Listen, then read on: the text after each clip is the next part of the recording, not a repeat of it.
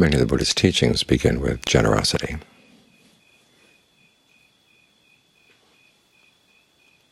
When he talked to his listeners, if they were willing to think about the goodness of generosity, he felt that they were worth teaching further. If they didn't see the goodness of generosity, there wasn't much you could teach them.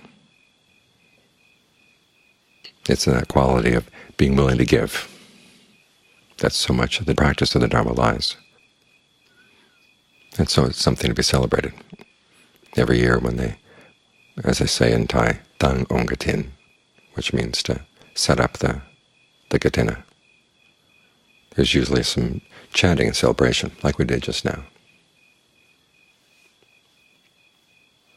to show our appreciation, to show our, as they say in Pali, anumodana, to rejoice together for the generosity of the donors.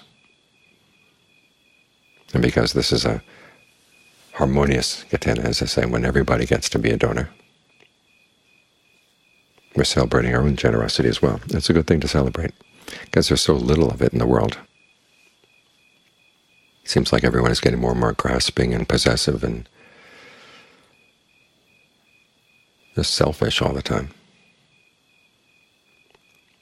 So it's good there's an opportunity to show that we can think of one another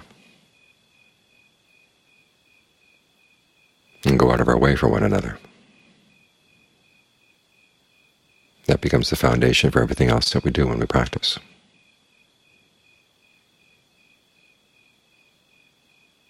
Because after all, we're looking for a happiness that's not only good for us, but also causes no harm to anyone else. That was the characteristics of the happiness that the Buddha thought about after he had been torturing himself, going without food, going without, forcing himself even not to breathe at times, for many, many years. He realized that that was not the way. Then the next question was, well, what is the way? Is there another way? And he thought of the happiness, the well-being of getting the mind into concentration. And he asked himself, why am I afraid of that happiness? Because in the beginning he had been warned off by a vision of wood lying in water. In other words, the wood is sappy and it's lying in water. There's no way you can create a fire with it. If you take the wood out of the water but it's still sappy, you still can't create a fire with it because it's still too wet. And the image said, when you take the wood out of the water and get it dry, then you can create fire with it. And he interpreted the water there, being in the water, being indulging in sensuality, and being sappy, even though it was away from the water, was thinking thoughts of sensual pleasures. And assuming that all pleasures were sensual pleasures, he tried to avoid every kind of pleasure possible. But now he realized that that was not the way. So it's another question, this pleasure of concentration. Why am I afraid of it, he asked himself.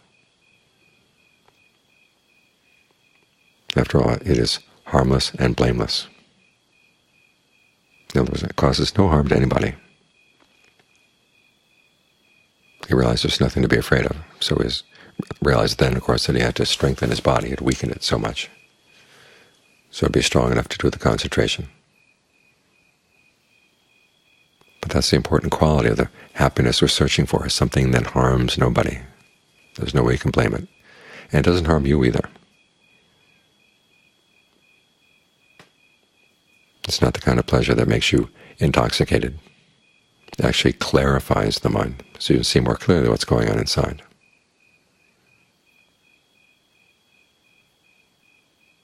So all of this goes together. The fact that you want to be harmless and the fact that you want to find clarity inside.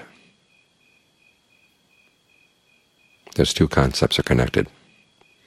And it's good to realize that every time you make a choice as to what would be a good thing to do, what would be something that would make you happy,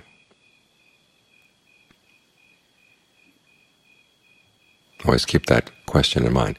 Is this good for the mind? In other words, does it bring more clarity, more understanding, or would it get in the way? At the same time, is it something that would harm anybody? Now, happiness like that is hard to find in the world, but it is possible to find it. The Buddha realized that the happiness that comes from generosity, virtue, these qualify as that kind of happiness.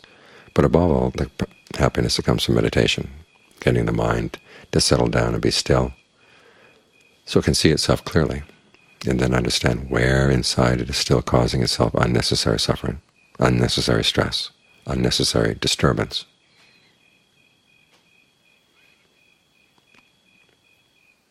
And learning how to stop that. That's the quality of discernment, and that leads to happiness too.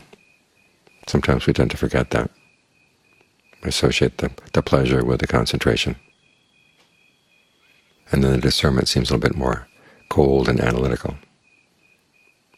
But it's discernment with the purpose of goodwill for yourself and for other beings.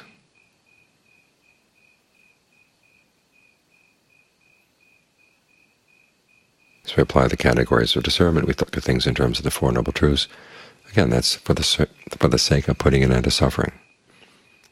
We apply the three perceptions, seeing things as inconstant, stressful, not self, as a way of freeing the mind from its self-imposed burdens.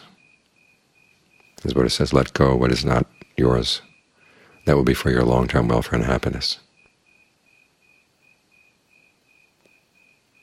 It's all for the sake of happiness, but it's a responsible happiness, a harmless happiness, a blameless happiness. So everything that heads in that direction is something to be celebrated, something to be appreciated.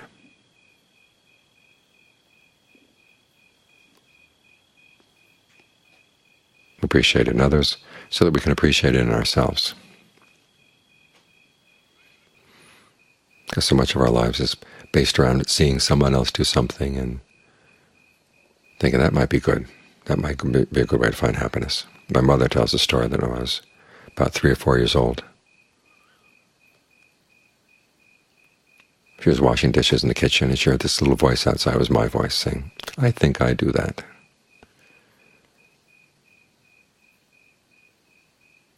And fortunately enough, she realized, wait a minute, what does he think he's going to do? So she went outside, and my older brother was up in a tree walking, his hands hanging from a branch way up high. Something he could do at his age, I couldn't do it at mine. That's the way a lot of us live our lives. We see somebody else do something, and we say, I think I do that. And all too often we have bad examples. We don't look at them carefully. So it's good to appreciate when someone else does something good. Tell yourself, I think I do that. Look for good examples in the world. They're there. The media is so full of all the bad examples out there. So try to find good examples. This is why the Buddha, the Dharma, and the Sangha is our refuge. They're good examples for us in how true happiness, blameless happiness, can be found.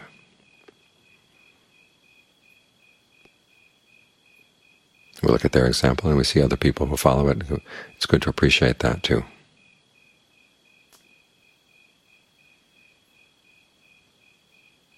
It's in that way that goodness gets maintained in the world and it gets maintained in our own hearts.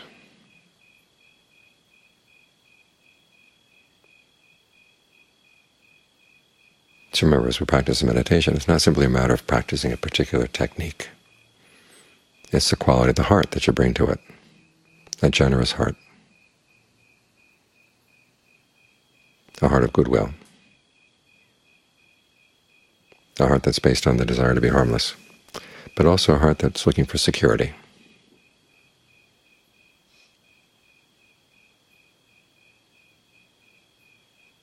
A place inside that's really safe.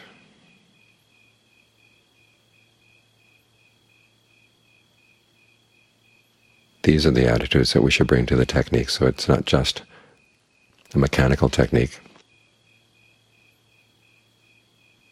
It's not just a training of your intellect, it's a training of your whole heart.